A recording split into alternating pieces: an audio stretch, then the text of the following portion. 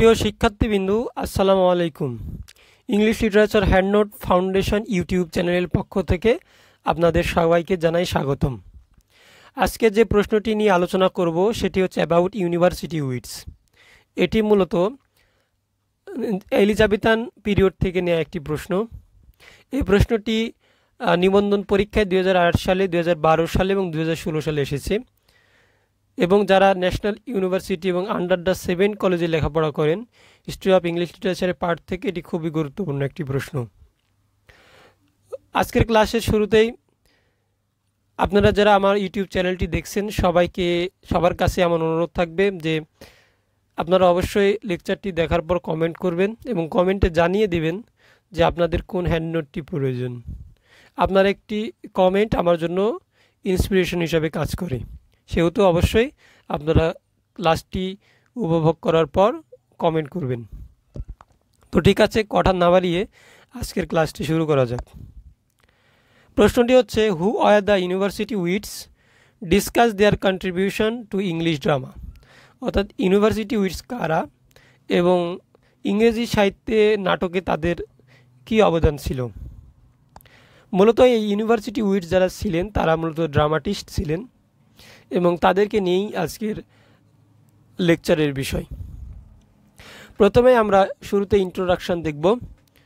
ইন্ট্রোডাকশনে বলা হচ্ছে, the term university weeds refers to A group of young dramatist of the early Elizabethan period who were associated with the universities of Cambridge and Oxford. University Wits এটা হচ্ছে a group of young dramatists যারা early Elizabethan পিরিয়ডে Cambridge এবং Oxford ইউনিভার্সিটির সাথে associate ছিলেন, জড়িত ছিলেন। তো এই ইউনিভার্সিটি উইটস মূলত ইনারা ক্যামব্রিজ এবং অক্সফোর্ড ইউনিভার্সিটির স্টুডেন্ট ছিলেন, যার কারণে তাদেরকে মূলত ইউনিভার্সিটি উইডস বলা হয়। They were called so because they all had certain things in common. All of them were qualified and university degrees. এই ইউনিভার্সিটি উইডসদের একটা বিষয় কমন ছিল, সেটা হচ্ছে সবাই হচ্ছে কোয়ালিফাইড এবং প্রত্যেকেই ইউনিভার্সিটি ডিগ্রিজ, অর্থাৎ তাদের প্রত্যেকেই হয় অক্সফোর্ড ইউনিভার্সিটি নয়তো ক্যামব্রিজ ইউনিভার্সিটি থেকে তারা তাদের ডিগ্রি অর্জন করেছে। তাহলে আমরা বুঝলাম যে ইউনিভার্সিটি উইডস হচ্ছে ওই সকল ড্রামাটিস্ট যারা একই সাথে অক্সফোর্ড এবং ক্যামব্রিজ ইউনিভার্সিটি থেকে ডিগ্রি লাভ করেছেন। All of them were actors and playwright. প্রত্যেকেই অ্যাক্টর ছিলেন এবং নাট্যকার ছিলেন। They work together and collaborated to produce plays. তারা একসাথে কাজ করেছেন এবং তারা একই সাথে অনেকগুলো নাটক রচনা করেছেন। They were represented the true spirit of renaissance both in their art and in their professional lives. অর্থাৎ তাদের যদি লাইফটাকে আমরা বিবেচনা করি, তাদের লাইফটাকে আমরা যদি মূল্যায়ন করি, তাহলে দেখতে পাবো তাদের লেখনীর মধ্যে রেনেসান স্পিরিট রয়েছে। অর্থাৎ to be born again. Renaissance এর ইংরেজি মিনিং হচ্ছে টু বি বর্ন এগেইন। তাদের যে সাহিত্যকর্ম, সেই সাহিত্যকর্মের মধ্যে টু বি বর্ন এগেইন এই টার্মটার প্রতিফলন পাবো। রেনেসান্স যে এলিমেন্টগুলো রয়েছে, বিশেষ করে to know the unknown, to see the unseen, এই বিষয়গুলো আমরা তাদের রাইটিংয়ের মধ্যে পাব। এবং ইংরেজি সাহিত্যের নাটকে বিভিন্ন জেনেরিক ফর্মের আবিষ্কার হয় এবং এই ধরনের জেনেরিক ফর্মের উদ্ভব কিন্তু এই ইউনিভার্সিটি উইডসদের হাত থেকেই হয়ে থাকে। আমরা যারা ইংরেজি সাহিত্যে পড়ি সবাই উইলিয়াম শেক্সপিয়ার সম্পর্কে জানি। তিনিও একজন এলিজাবেথান ড্রামাটিস্ট। তিনি এলিজাবেথান এজের পরের দিকে এসে লেখালেখি করেছেন। তো এই ইউনিভার্সিটি উইডসরা না থাকলে কিন্তু উইলিয়াম শেক্সপিয়ারের জন্মই হতো না। উইলিয়াম শেক্সপিয়ারের রাইটিং যদি আমরা মূল্যায়ন করি, দেখতে পাবো যে তার রাইটিংয়ের যে বৈশিষ্ট্য, সেই বৈশিষ্ট্যগুলো মূলত ইউনিভার্সিটি উইজদের কাছ থেকে নেওয়া। আমরা উইলিয়াম শেক্সপিয়ারের রাইটিংয়ে যে ট্র্যাজেডি রয়েছে সেখানে দেখতে পাবো যে তিনি revenge, bloodshed, murder, melodramatic scene, soliloquy এই এলিমেন্টগুলো ব্যবহার করেছেন। এই এলিমেন্ট মূলত সর্বপ্রথম ব্যবহার করেছিলেন এই ইউনিভার্সিটি উইটস। এই ইউনিভার্সিটি উইটসদের হাত ধরেই উইলিয়াম শেক্সপিয়ার কিন্তু একজন বিখ্যাত নাট্যকার হিসাবে প্রসিদ্ধ লাভ করেছেন। তো যে কারণেই হিস্ট্রি অফ ইংলিশ লিটারেচারে, বিশেষ করে in the field of drama অর্থাৎ নাটকের ক্ষেত্রে ইউনিভার্সিটি উইটসদের যে অবদান সেটা হচ্ছে অতুলনীয়। তাহলে আমরা এখান থেকে বুঝতে পারলাম যে ইউনিভার্সিটি উইটস তারা হচ্ছে ইউনিভার্সিটি গ্র্যাজুয়েট, কেউ অক্সফোর্ড ইউনিভার্সিটি থেকে, কেউ আবার ক্যামব্রিজ ইউনিভার্সিটি থেকে সেই ডিগ্রিগুলো লাভ করেছেন, এবং তারা সবাই নাট্যকার ছিলেন এবং তাদের রাইটিংয়ের মধ্যে রেনেসান্স স্পিরিট, রেনেসান্স যে এলিমেন্টগুলো রয়েছে সেগুলো আমরা পাবো। এবং তারা গুরুত্বপূর্ণ এই জন্য যে উইলিয়াম শেক্সপিয়ারের মতো রাইটারকে তৈরি করতে এই ইউনিভার্সিটি উইটসদের অবদান ছিল অতুলনীয়। তো ঠিক আছে, চলুন আমরা পরবর্তীতে ইউনিভার্সিটি উইটসের যে কন্ট্রিবিউশন, সেই কন্ট্রিবিউশনগুলো একটু আলোচনা করি। পরবর্তী পয়েন্টটি হচ্ছে the contribution of university wits two English drama. ইংরেজি সাহিত্যে নাটকে ইউনিভার্সিটি উইটসদের যে অবদান, সে অবদান। Before the advent of the university wits, English drama stood at the cross roots. অর্থাৎ ইউনিভার্সিটি উইটসদের আবির্ভাবের পূর্বে ইংরেজি নাটক খুবই খারাপ একটা পরিস্থিতির মধ্যে ছিল। অর্থাৎ অ্যাট দ্য ক্রস রুট, না হচ্ছে এই দিকে না ওই দিকে, দুইটা রাস্তার মাঝখানে এরকম একটা অবস্থা। দুইটা রাস্তা চলে গেছে, ড্রামার পজিশন ছিল না এই রাস্তা না ওই রাস্তা, অর্থাৎ একটা পারপ্লেক্সিং সিচুয়েশনের মধ্যে কিন্তু ড্রামা ছিল। ঠিক আছে, it could either follow the classical models or the native tradition. অর্থাৎ কেন অ্যাট দ্য ক্রস রোড বলা হচ্ছে, তার কারণ হচ্ছে এটা না ফলো করলো ক্লাসিক্যাল মডেলকে। ক্লাসিক্যাল মডেল বলতে আমরা রোমান এবং গ্রিক যে সাহিত্য, সে গ্রিক এবং রোমান সাহিত্যকে বুঝি। এই ড্রামাগুলো ইউনিভার্সিটি উইটসদের পূর্বে এই ড্রামাগুলো না ফলো করতো ক্লাসিক্যাল রুলসকে, না ফলো করতো হচ্ছে নেটিভ যে ট্র্যাডিশন, ইংলিশ যে ট্র্যাডিশন, সেই ট্র্যাডিশনকে। এই ইংলিশ ট্র্যাডিশন এবং ক্লাসিক্যাল যে মডেল, এই দুইটার মাঝখানে ছিল ইংলিশ ড্রামা। তাহলে বুঝতেই পারছেন যে ইংলিশ ড্রামার অবস্থা কেমন ছিল। এখানে কোনো নির্দিষ্ট কোনো একটা স্থান কিন্তু ইংরেজি ড্রামার ছিল না before the advent of the university wits. The function of university wits was to combine the form of classist with the fire or vigor of the native dramatist. Okay, university উইটসদের কাজ কী ছিল তাহলে? ইউনিভার্সিটি উইটসদের কাজ ছিল এই classical যে মডেল এবং নেটিভ যে মডেল, এই দুটাকে একত্রিত করা, এই দুটাকে একত্রিত করে রাইটিংটাকে আরও সুন্দরভাবে গুছিয়ে প্রসিদ্ধ করাই ছিল এই ইউনিভার্সিটি উইটসদের কাজ।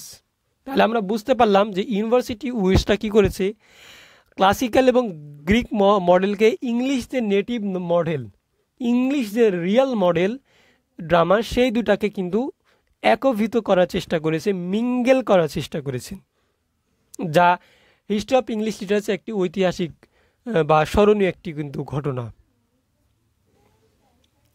However, the individual contribution of each of the university wits is evaluated below.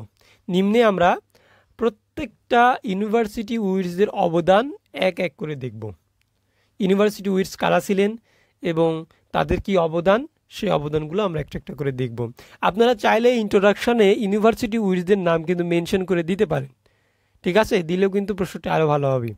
তো আমি এখানে দেইনি প্রশ্নটা, যাতে কনসাইজ করতে পারি, ছোট করতে পারি, সেই জন্য আমি নামগুলো মেনশন করিনি। এখন একটা একটা করে নাম মেনশন করব এবং তাদের কন্ট্রিবিউশনগুলো আলোচনা করব। প্রথমেই আমরা যার কন্ট্রিবিউশন দেখব তিনি হচ্ছেন ক্রিস্টোফার মার্লো। ক্রিস্টোফার মার্লো, তার যে অবদান, সে অবদানগুলো আমরা এখন দেখব। Marlowe was the greatest of all university wits. University উইটসদের মধ্যে সবচেয়ে প্রসিদ্ধ হচ্ছেন এই Christopher Marlowe. His plays are all tragedies as he has been bent for comedy. Before Marlowe there was neither genuine blank verse nor a genuine tragedy. অর্থাৎ Marlowe মূলত tragedy নিয়ে কাজ করেছেন, তার মোস্ট অফ দ্য নাটকই হচ্ছে tragedy, এবং তিনি comedy নিয়ে তার মধ্যে সেই রকম আমরা একটা আগ্রহ দেখতে পাবো না। মার্লোর পূর্বে আমরা ইংরেজি সাহিত্যে একটা জেনুইন ব্ল্যাঙ্ক ভার্সে লেখা ট্র্যাজেডি বা জেনুইন ব্ল্যাঙ্ক ভার্সে লেখা একটা কমেডি বা একটা জেনুইন ট্র্যাজেডি বা একটা জেনুইন কমেডি পাবো না। কেন পাবো না? কারণ হচ্ছে একটু আগে আমরা দেখলাম সে সময়ে না ট্র্যাজেডিয়ানরা না ক্লাসিক্যাল মডেলকে ফলো করতো না নেটিভ মডেলকে ফলো করতো, তারা এই দুইয়ের মাঝখানে ছিল, যার কারণে একটা জেনুইন ট্র্যাজেডি বা একটা জেনুইন কমেডি কিন্তু সেই সময় আমরা দেখতে পাবো না। He was the first dramatist who wrote the genuine tragedy in English language. তাকে কেন ওয়ান অফ দ্য গ্রেটেস্ট বলা হচ্ছে মার্লোকে? তার অন্যতম একটি কারণ হচ্ছে তিনি হচ্ছেন প্রথম জেনুইন ট্র্যাজেডি রাইটার। অথেন্টিক যে ইংলিশ ট্র্যাজেডি, সে ট্র্যাজেডি প্রসিদ্ধ লাভ করে সেটা হচ্ছে ক্রিস্টোফার মার্লোর হাত ধরে। It is not William Shakespeare who flourished the English tragedy. It is Christopher Marlowe who wrote for the first time a genuine tragedy in English language. আচ্ছা, English language his prominent works are, Christopher মার্লোর প্রসিদ্ধ রাইটিংগুলোর মধ্যে রয়েছে Tamburlaine. It contains Marlowe's best blank verse. এটা Christopher মার্লোর হচ্ছে লেখা সবচেয়ে প্রসিদ্ধ এবং বেস্ট ব্ল্যাঙ্ক ভার্স লেখা একটি ট্র্যাজেডি। তারপরে আমরা দেখব the Jew of Malta. It's an anti Jewish play with plenty of melodrama.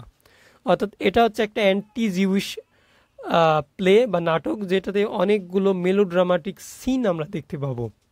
তাহলে তার রাইটিংয়ের মধ্যে আমরা অলরেডি দুইটা বৈশিষ্ট্য পেয়েছি। একটা হচ্ছে হি is the writer of blank verse, এটা একটা গুরুত্বপূর্ণ ক্যারেক্টারিস্টিক্স তার রাইটিংয়ের। আরেকটা আমরা যেটা পেলাম সেটা হচ্ছে he uses plenty of melodramatic scene in his tragedies. তার ট্র্যাজেডির মধ্যে তিনি অনেকগুলো মেলোড্রামাটিক সিন ইউজ করেছেন।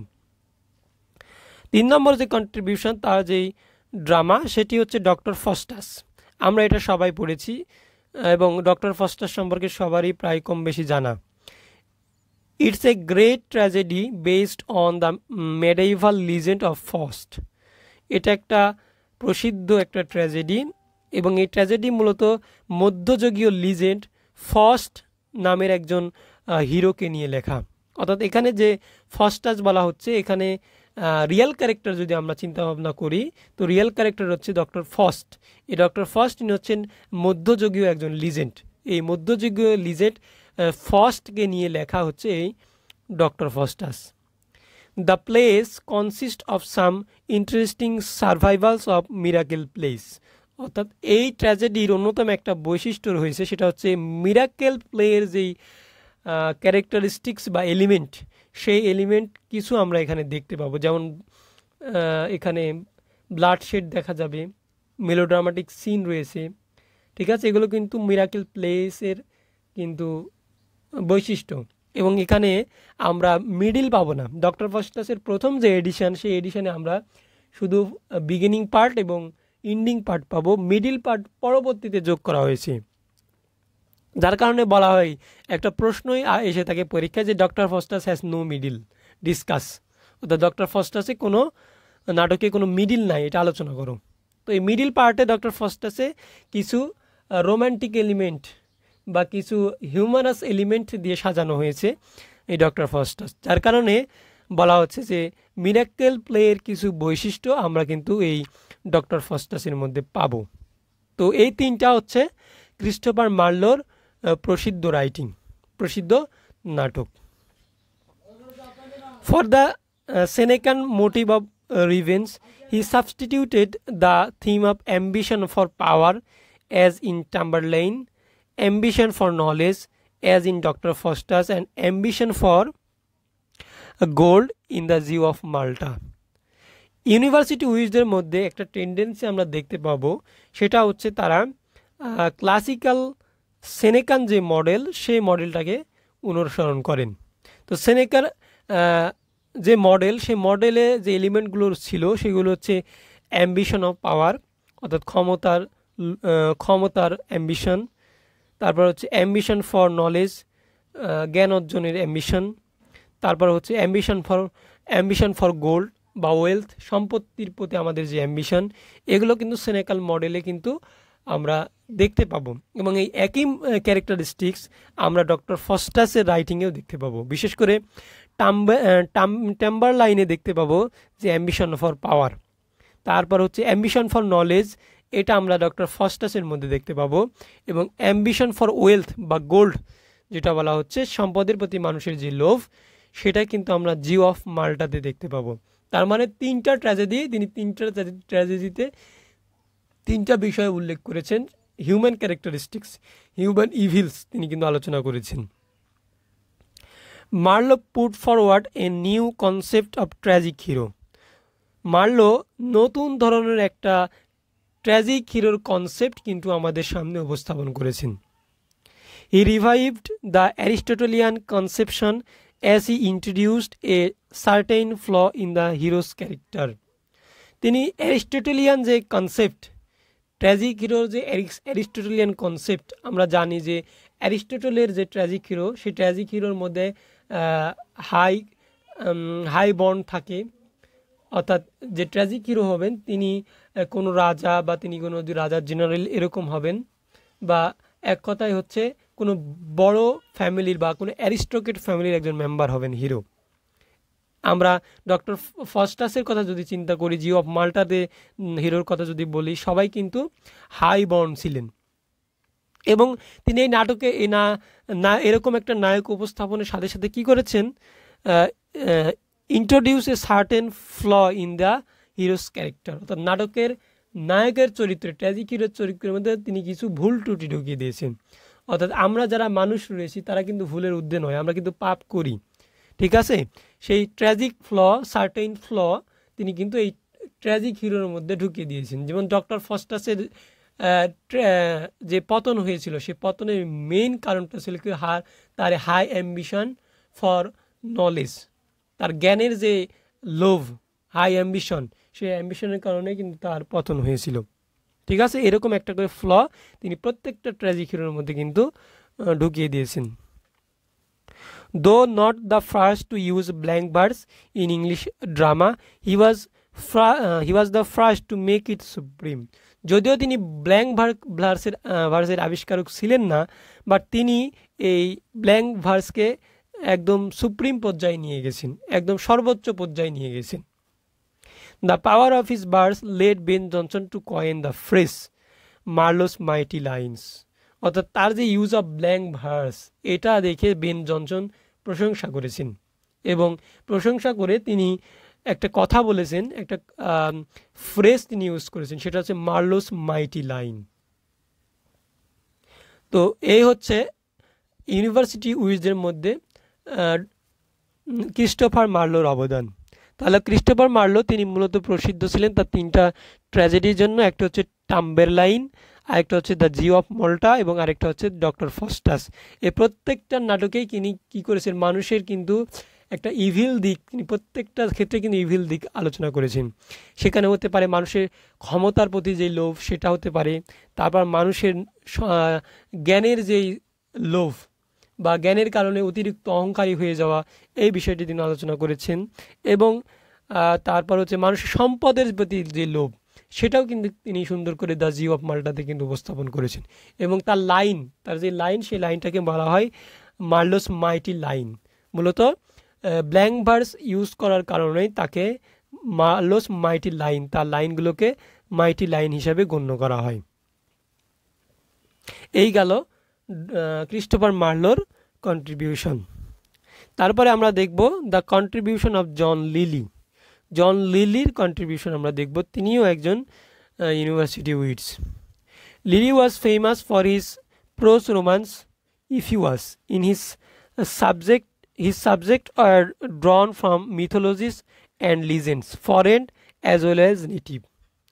লিলি জন লিলি তিনি প্রসিদ্ধ ছিলেন তার বিখ্যাত রোমান্স ইফিউয়াসের কারণে, এবং তার যে সাবজেক্ট ম্যাটার আলোচনার বিষয় সেগুলো নেওয়া হয়েছিল কোথা থেকে? মিথোলজি থেকে, রোমান মিথোলজি বা গ্রিক মিথোলজি, এবং সেখানে যে লিজেন্ডগুলো ছিল সেই লিজেন্ডদের থেকে মূলত তিনি তার সাবজেক্ট ম্যাটার নিয়েছেন, এবং সেখানে foreign as well as native subject ম্যাটারও আমরা পাবো। ওই যে বললাম একটু আগে যে ইউনিভার্সিটিরা ক্লাসিক মডেল এবং নেটিভ মডেলকে একত্রিত করেছেন, এখানে আমরা দেখতে পাচ্ছি যে জন লিলি কী করেছেন, এই মিথোলজি এবং নেটিভ যে ট্র্যাডিশন সেই ট্র্যাডিশনটাকে তিনি মিঙ্গেল করে ইফিউয়াস নামের একটি রোম্যান্স লেখার চেষ্টা করেছেন।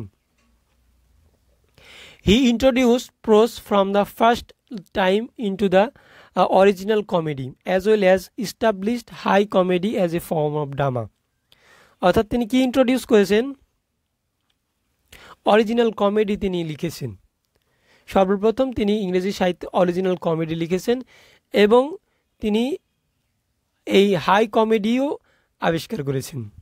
অর্থাৎ তিনি ড্রামার দুইটা ফর্ম তিনি আবিষ্কার করেছেন, একটা হচ্ছে অরিজিনাল কমেডি আর একটা হচ্ছে high comedy. Point to be noted, এটা হচ্ছে তার কন্ট্রিবিউশন। তিনি দুইটা জেনেরিক ফর্ম ইন্ট্রোডিউস করেছেন ইংরেজি সাহিত্যে, একটা হচ্ছে অরিজিনাল কমেডি আর একটা হচ্ছে high comedy. His euphuistic style enriched the English play, তার যে লেখার স্টাইল সেই স্টাইলটাকে বলা হয় ইফিউস্টিক স্টাইল, এবং এটা কি করেছে? ইংরেজি যে নাটক এই নাটকের শোভা বৃদ্ধি করেছে। Lily found a suitable blank verse for comedy as Marlowe did for tragedy. অর্থাৎ মার্লো যেরকম তার ট্র্যাজেডিতে ব্ল্যাঙ্ক ভার্স ইউজ করেছেন, লিলিও তার কমেডির জন্য সুইটেবল ব্ল্যাঙ্ক ভার্স কিন্তু খুঁজে পেয়েছেন। হিজ নোটেবল ওয়ার্কস আর, তার নোটেবল ওয়ার্কগুলো হচ্ছে, এক নম্বর হচ্ছে ইফিউয়াস, তারপরে দুই নম্বর যেটা রয়েছে সেটা হচ্ছে আলেকজান্ডার অ্যান্ড কম্পেস, তারপর হচ্ছে ইন্ডিমিয়ন এবং the woman in the moon. এই কয়টা হচ্ছে তার বিখ্যাত প্রসিদ্ধ রাইটিংস, তার হচ্ছে কমেডি। তারপরে আমরা যার কন্ট্রিবিউশন দেখব সে হচ্ছে Thomas kid. The contribution of Thomas kid. Thomas kid founded Senecan model with the Senecan missionary of revenge, blood and supernatural terrors. University উইজের মধ্যে যারা সবচেয়ে বেশি সেনেকান মডেলকে দাম দিয়েছেন বা সেনেকান মডেলের উপর ফোকাস করে ড্রামা লিখেছেন, তার মধ্যে সবচেয়ে প্রসিদ্ধ হচ্ছে থমাস কিড। তিনি সেনেকান মডেল থেকে কি নিয়েছেন? নাটকের মধ্যে রিভেঞ্জ নিয়েছেন, তারপর ব্লাডশেড অন স্টেজ, অর্থাৎ স্টেজের মধ্যে ব্লাডশেড দেখানো সেটা তিনি নিয়েছেন। তারপর হচ্ছে সুপার ন্যাচারাল টেরর বা সুপার ন্যাচারাল এলিমেন্ট তিনি নাটকে স্টেজের উপরে দেখিয়েছেন। এইগুলো হচ্ছে সেনেকান মডেলের ক্যারেক্টারিস্টিক্স, এবং এইগুলো থমাস কিড তার যেই নাটক রয়েছে সেই নাটকের মধ্যে উপস্থাপন করেছেন। The Spanish tragedy is modelled on the Senecans revenge tragedies. তার স্প্যানিশ ট্র্যাজেডি এই নাটকটি তিনি এই revenge tragedy, Senecans revenge tragedy যে মডেল রয়েছে সেই মডেলের উপর নির্ভর করে লিখেছেন। In this play there are murders and bloodshed, suicides and plenty of horrifying incidents. এই নাটকের মধ্যে আমরা মার্ডার দেখতে পাবো, ব্লাডশেড দেখতে পাবো, সুইসাইড দেখতে পাবো, অনেকগুলো horrifying incident, super natural elements, ভয়ানক দৃশ্য কিন্তু আমরা পাবো। He gave English tragedy a new kind of tragic hero who is an ordinary person. আমরা একটু আগে দেখলাম যে ক্রিস্টোফার মার্লো কী করেছেন? ট্র্যাজিক হিরো মূলত তিনি হাই ক্লাস ট্র্যাজিক হিরো নিয়েছেন, বাট এই থমাস কিড তিনি যে ট্র্যাজিক হিরো নিয়েছেন সেটি হচ্ছে অর্ডিনারি ম্যান, খুবই হচ্ছে একজন নিচ ক্লাসের মানুষ বা সাধারণ মানুষকে তিনি তার নাটকের হিরো হিসেবে উপস্থাপন করেছেন। He is the innovator of the play within play and soliloquy. অর্থাৎ তিনি দুইটা জেনেরিক ফর্মের আবিষ্কার করেছেন, একটি হচ্ছে প্লে উইদিন দ্য প্লে এবং আরেকটা হচ্ছে সলিলোকি। এই সলিলোকি কিন্তু আমরা উইলিয়াম শেক্সপিয়ারের যে ট্র্যাজেডি রয়েছে সেই ট্র্যাজেডির মধ্যে প্রচুর পরিমাণে দেখতে পাই। তিনি মূলত এই থমাস কিডের যে বৈশিষ্ট্য সলিলোকি ইউজ করা সেটা কিন্তু তিনি এখান থেকে নিয়েছেন। তো তাহলে থমাস কিডের যদি রাইটিংস আমরা মূল্যায়ন করি তাহলে আমরা কয়েকটা বৈশিষ্ট্য পাই। একটা হচ্ছে তিনি সেনেকান মডেলকে ফলো করেছেন। সেখানে সেনেকান মডেল ফলো করতে গিয়ে তিনি সেনেকান মডেলের যে বৈশিষ্ট্য revenge, bloodshed, supernatural element, horrifying scene, ঠিক আছে, সুইসাইড, মার্ডার, এইগুলো তিনি নিয়ে এসেছেন। তারপরে যে বৈশিষ্ট্য পাবো আমরা সেটা হচ্ছে তিনি তার যে ট্র্যাজিক হিরো সেই ট্র্যাজিক হিরো অর্ডিনারি পারসন ছিলেন, খুবই সাধারণ শ্রেণীর একজন মানুষকে তিনি তার নাটকের হিরো হিসেবে উপস্থাপন করেছেন। আরেকটা বৈশিষ্ট্য আমরা পাবো সেটা হচ্ছে প্লে উইদিন দ্য প্লে। তিনি generic from play within the play এটা আবিষ্কার করেছেন এবং তার যে ট্র্যাজেডি সেই ট্র্যাজেডির মধ্যে আমরা সলিলোকি দেখতে পাবো। মূলত এই কয়টাই হচ্ছে থমাস কিডের contribution to English drama. His influential works are তার প্রভাব বিস্তারকারী যে ট্র্যাজেডি ছিল সেগুলোর মধ্যে রয়েছে ডন হোরাসিও, তারপর হচ্ছে দ্য স্প্যানিশ ট্র্যাজেডি এবং কিং লিয়ার। তো তিনি মূলত দ্য স্প্যানিশ ট্র্যাজেডি এই নাটকটির জন্যই বিখ্যাত হয়ে আছেন, অমর হয়ে আছেন। আচ্ছা, তারপরে আমরা যার কন্ট্রিবিউশন দেখব তিনি হচ্ছেন Robert Greene. Greene was prolific and published in many genres including romances, plays and autobiography. তার যে জেনেরিক ফর্ম তিনি আবিষ্কার করেছেন, ইন্ট্রোডিউস করেছিলেন, তার মধ্যে একটা রয়েছে রোম্যান্সেস এবং আরেকটা রয়েছে কি autobiography. He presents English traditions, English trades and English familiar scenes in his place.